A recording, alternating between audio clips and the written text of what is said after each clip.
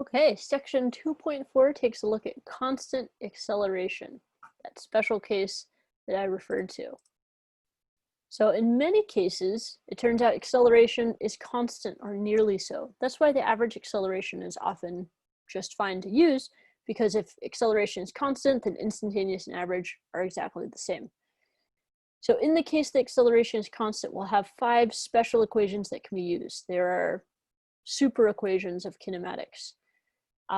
You can note that constant acceleration means a velocity with a constant slope and a position with a constantly varying slope, unless your acceleration is 0, which is a special case of it being still constant, but a little less interesting, right? So we could look at that with this nice set of position, velocity, and acceleration versus time graphs, right? On the bottom here, we have acceleration versus time, where the acceleration is constant for all of time, not like our elevator where it has 0 acceleration and then suddenly has a value. It's just always at this, say, positive acceleration value. Well, if the acceleration always has that positive value, velocity will always have a straight line with a constant slope given by that acceleration. And that means our position versus time is going to be parabolic. It's going to be gently curving, where the slope is constantly varying to give you this steady increase. So for these special scenarios where you could have positive or negative acceleration, and so you can shift the velocity graph up or down, for instance, but we're going to get some key equations that we can use with this. So let's take a look. Our first basic equation looks at the fact that when the acceleration is constant, the average and instantaneous accelerations are the same. Cool. So we can take our equation for average acceleration, that it's the change in velocity over the change in time, where our initial time we're saying equal to 0, and set that equal to the instantaneous acceleration a. Much nicer to work with an a sub avg. And then we could rearrange it, right? And that's just multiplying the time across, so we have acceleration times time, add the v0 across, and we get this equation. The other way that we can do this, though, is we can use some of our Calc 20B knowledge and do a brief integration, right? Where we can look at the definition that acceleration is dv dt, and we can multiply the dt across and integrate both sides. So a dt is equal to dv, and then set up an integral here. So we'll integrate from 0 to some final time t, and then integrate from some initial velocity v0 to some final velocity v. And so on the right side, we would just get the antiderivative of nothing is just that, so we just get v minus v0. The left side, because our acceleration is constant, that's the key assumption here. Because it's constant, we can pull it outside of that integral, and then we just have the integral of dt, which is just going to be time. So we have acceleration times time, and that can get us right back to this same equation, that the final velocity at some instant is equal to whatever initial velocity we want with, plus the acceleration times the time interval of interest. Now, conveniently, we could check this. What if we plug in a time that's equal to 0? Well, then we get that the final velocity is equal to the initial velocity. Cool, this totally checks out. That's what we'd expect. If no time has passed, the velocity shouldn't change. That's a good check, right? And naturally, the derivative will yield the definition of acceleration, dv dt, because we already proved that. So this is our first basic equation, and it is a wonderful equation that's really just useful to memorize.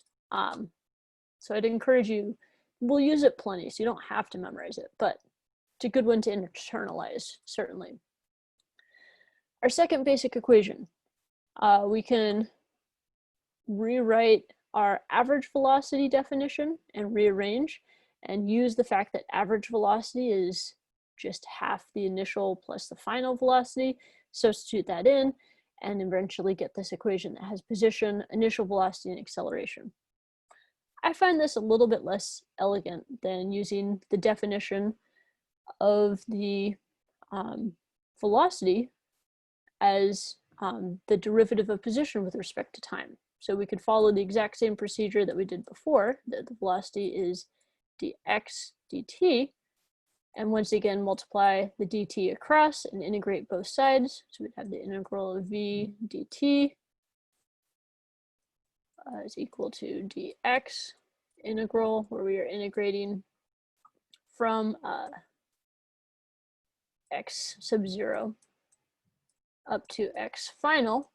Now velocity here does depend on time, so we can't just pull it out like we did with the acceleration. That's where this is a bit of a bummer. But what we can do is use our result from the previous page, that we know that the velocity is v0, sorry, I should bracket that, plus the acceleration times the time. So we can just plug that equation in to note how the velocity explicitly depends on time. And I'm sorry that's very messy, but we are integrating that from 0 up to t. And so then we end up having two integrals. v0 is a constant, so that would come outside of its integral, and that one would just be v0 times time. I'm going to jump down here.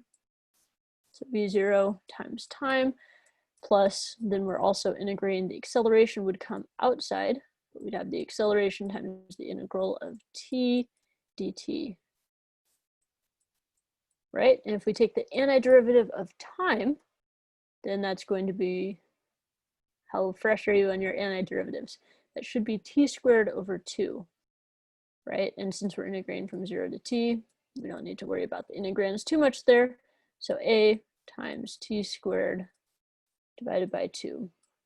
And on the right side, we would have that is equal to x minus x naught, where naught is just that 0. X sub 0 is the same thing as the naught. And so sure enough, we get the same result with this integration method as this equation here. It's rearranged to have the x minus x0 in front is equal to the initial velocity times the time interval plus 1/2 the acceleration times the time squared. This is another super great equation that pops up all the time. So another good one that's really good to write down somewhere, so you just have it as a handy reference whenever you might need it. All right. So continuing on, these two equations, as we showed, can be obtained by integrating a constant acceleration. And these two equations are enough to solve any constant acceleration problem. So basically all of kinematics, if we have these two equations, we can solve it all. They might be simultaneous equations, or we can make our lives easier and combine these equations and rearrange them to some additional forms. So these are some additional forms that are just combinations of the two equations. The final velocity squared is equal to the initial velocity squared plus 2 times a times x minus x0. That's a really great one as well. The second one we don't use a ton, but that's one that doesn't have acceleration, which is cool. And then the third one here, the fifth one, we notice has final velocity instead of initial velocity. And as a result, there's a negative sign here. So it looks very similar, and it's actually kind of confusing to have it. I think it's easier using this first equation with the other two. That's my personal preference, but all 5 of them are valid as long as you're using them properly. All right, and they're all summed up in this table, conveniently all 5 we have here, and it also shows the missing quantity. And when it says missing quantity here, it's not saying the one that you're trying to solve for, it's saying the one that you don't know anything about and you don't want to know anything about it. Like if the problem talks about velocity and acceleration and wants you to find another velocity, but doesn't mention position, then you probably want this first equation because it doesn't have anything to do with position. Cool. But if the problem instead doesn't mention anything about final velocity, then maybe you want the second equation. So you can use this table as a reference point. The only caveat to using this is you do have to make sure that the acceleration is constant before you use any of these equations. So please double check that, but assuming the acceleration is constant, these 5 equations are awesome. So definitely write them down. You will use them on your homework. I guarantee it. So that pulls us through the introduction to constant acceleration, and we'll look at how this applies to a specific scenario in the very next video.